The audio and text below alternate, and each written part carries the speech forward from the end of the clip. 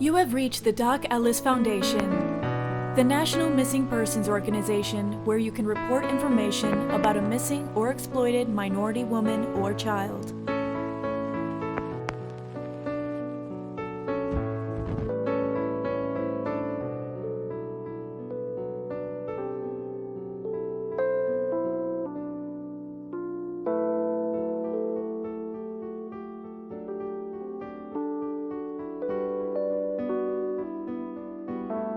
And new information as well about the missing person organization that actually helped this family.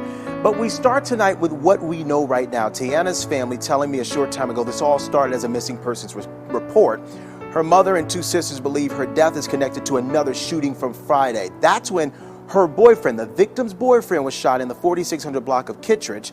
The family says she was with him when this all happened, but they don't know what took place after shots were fired.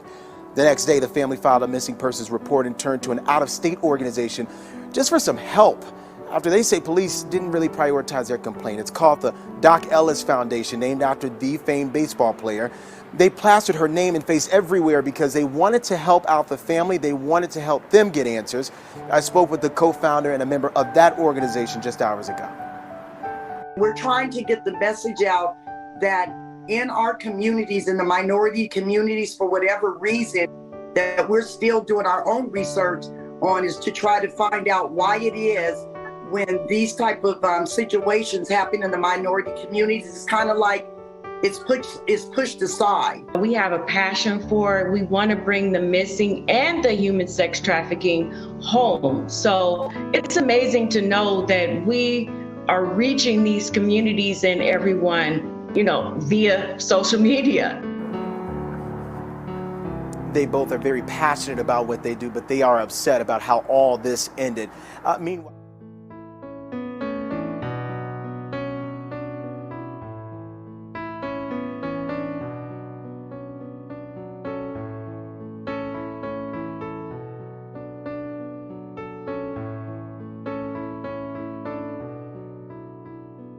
nearly 40% of missing persons are persons of color, yet African Americans only make up 13% of the world's population. Down the aisle when Nikki McCowan went vanishing.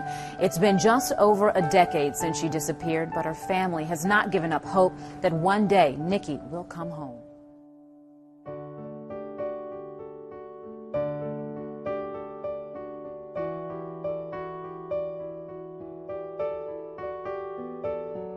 Reached out to the Doc Ellis Foundation. They started working with Denver police to try to find more information about this case. They tell me an Amber Alert could have helped save the teen's life. We called over and over and over again. We sent email communications demanding for an Amber Alert.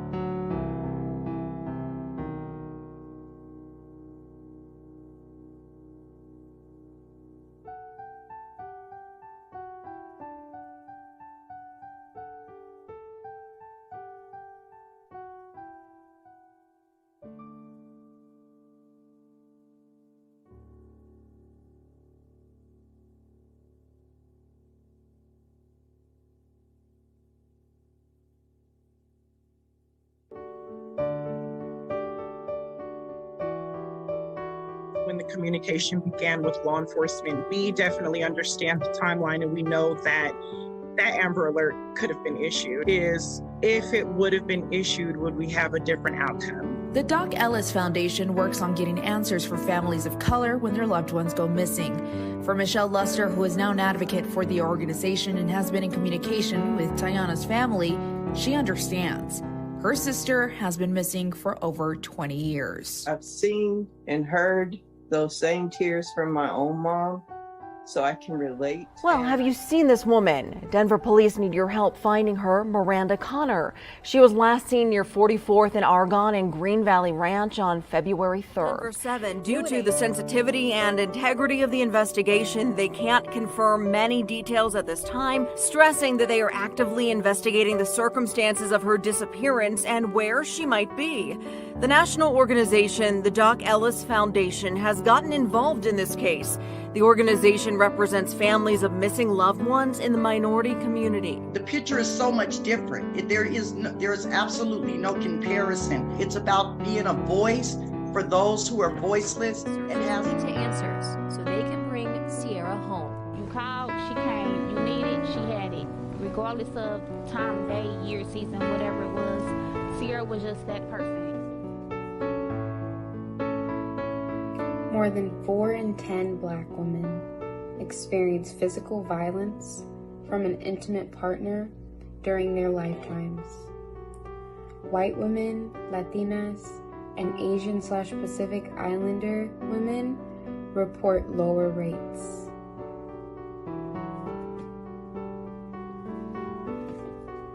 Chime in. By all means, please do so. Perfect. No worries at all. Tabitha, I hate to make you do this, but do you mind if... Or 7 Hour News. It is Saturday, and the Sierra Chapman massive search is happening throughout the Miami Valley. Now, if you do not know who Sierra Chapman is, she's a 30-year-old woman who went missing on December 27th, just 2 days after Christmas in Trotwood. Now, what do we know right now? The Ohio Special Response Team, law enforcement agencies, Miami Valley Crime Stoppers, Doc Ellis Foundation is out here working to find Sierra Chapman and bring her back home to her family. Now, I just got done talking with the family, and all they want is answers, and those answers they are hoping to have today. Now, we're going to have more information on this search and Sierra Chapman's, and later tonight on ABC and also on Fox at 6 on Fox, 10 and 11 on Fox and ABC, and we'll keep you updated online and also on air. We'll keep you updated. Well, Jatera, it's an emotional day for Sierra Chapman's family. Today marks the second search for this missing mother, and investigators told us a short time ago they did not find anything today. Dayton police, members of EquiSearch, her friends and family were all out here trying to locate her. In total, there were about 60 people covering dozens of acres. The search began at 9 this morning and wrapped up a short time ago. Chapman has not been seen since she left her ex-boyfriend's apartment in Trotwood, Ohio on December 27th.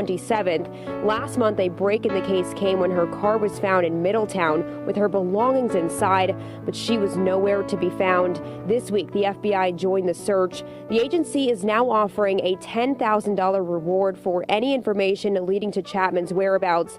The news today during this large-scale search is just heartbreaking for her family as crews go back to the drawing board to try and retrace her steps.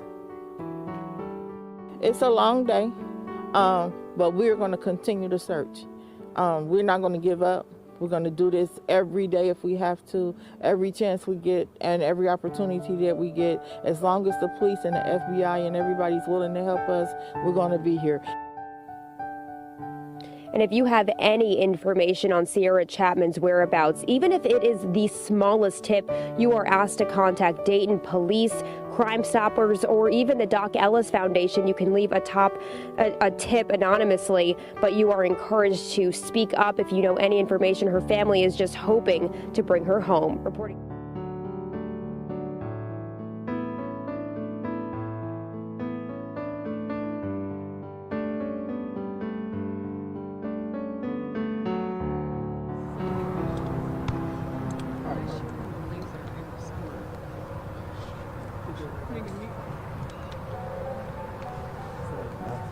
No, they didn't. I just want to let people know that Kassan is a lovable baby. He's so great.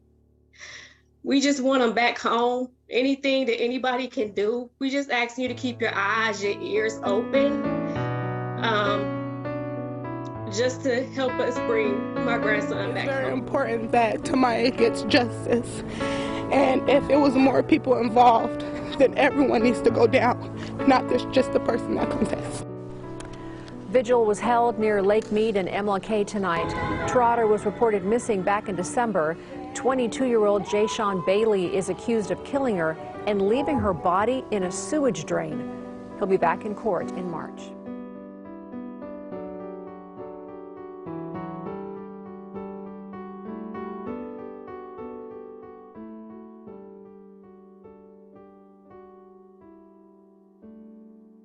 Friends from across the country.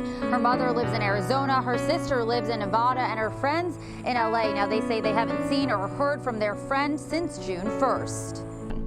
Jackie Reyes has always been close with her mother and 2 sisters. So when the weeks went by without a phone call from her daughter, Jacqueline Reyes started to worry. I am trying to hold it together, you know, because the longer these days go, it makes you wonder if something real, you know, bad happened. Family of 16-year-old Tiana Manuel is grieving tonight following an agonizing holiday weekend. She was just one of them people that when you seen her, you fell in love with her. She's so giving. Her smile and her laugh and her sense of humor brightens up anyone's day. She was so comforting, so sweet. If she had anything going on in her life, she wouldn't bring that on to anybody else. Her mother and 2 sisters recall the vibrant and vivacious soul that was Tay-Tay, a nickname she'd often go by. Someone found her body by a dumpster on Monday in the Green Valley Ranch neighborhood. The family telling me via Zoom they spent Christmas looking for her. Her guess will be the only thing under the Christmas tree this year. Not far from where her body was found today is where the family believes things actually started last week. They say she was with her boyfriend who was shot on Friday in the 4600 block of Kittredge. He was found, but she wasn't. So we were under the impression she was missing. They say they filed a report Saturday and began searching that area and found this car with blood inside. Police, they're now looking for that vehicle. We know about the vehicle because we found it before the police. We were on all of this before the police were. And then the suspect pulled up while we're waiting for the police to come, and he took the car. One of the sisters even got a call Friday night, not long after that shooting, from someone asking about Tiana. Yo, girl, like, where's your girl? This is not a joking matter, bro. Police have not confirmed if these 2 incidents are related. We told them more information that we had. I'm going to just say that the police officers did not believe for these 2 stories to be connected to each other.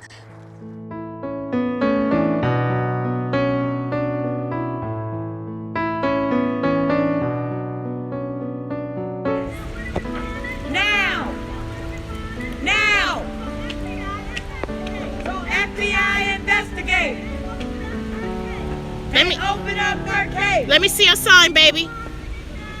We are Kanika. We are Kanika.